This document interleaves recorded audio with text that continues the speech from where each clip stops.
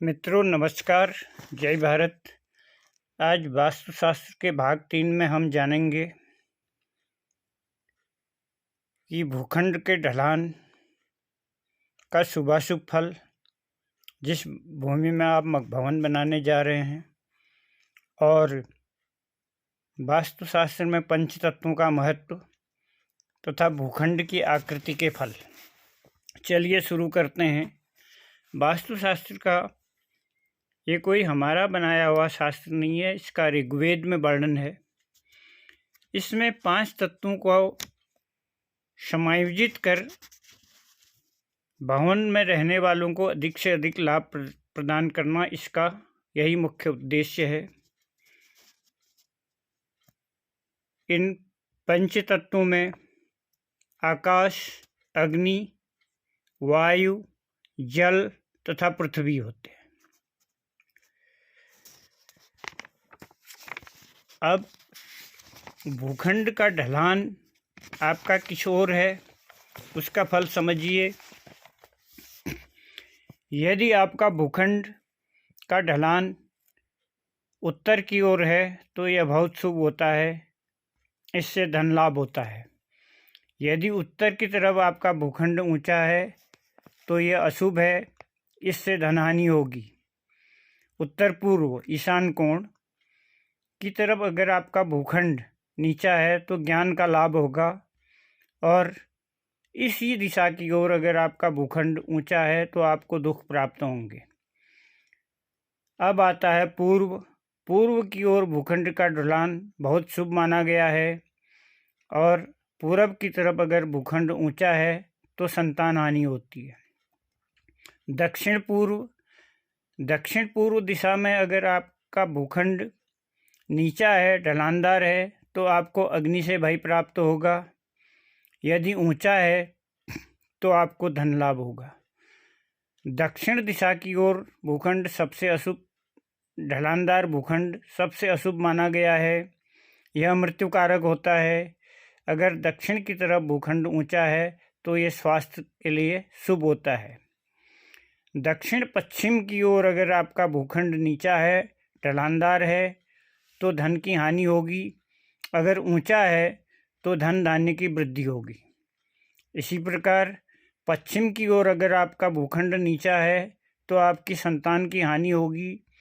अगर ऊंचा है तो संतति और पुत्र को संतान का लाभ होगा, संतान की उन्नति होगी। इसी प्रकार उत्तर पश्चिम में अगर आपका भूखंड ढलानदार है तो आपका चित्त चंचल रहेगा। घर में रहने वालों का घर में वास कम रहता है, कम रह पाते हैं। और इस तरफ उत्तर पश्चिम की ओर भूखंड का समतल होना अच्छा है, ऊंचे होने में भी, ऊंचा भी नहीं होना चाहिए, इससे धन की हानि होती है। तो ये तो समझ गए आप ढलान के बारे में।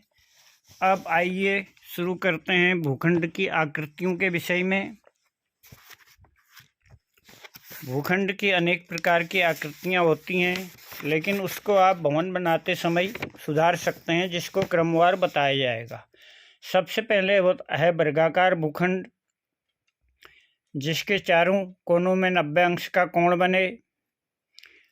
तो ऐसा भूखंड बहुत शुभ होता है। ऐसे भूखंड में वास्तु के अनुसार भवन बनाया जाए तो जीवन के सभी सुखों को ऐसे भवन में रहने वाले लोग प्राप्त करते हैं। उनको दुख और कष्ट नहीं झेलने पड़ते हैं।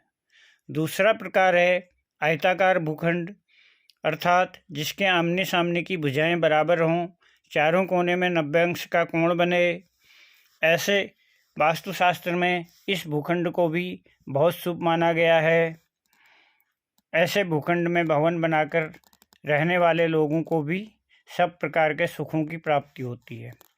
तीसरा है आयताकार वृत्ताकार भूखंड,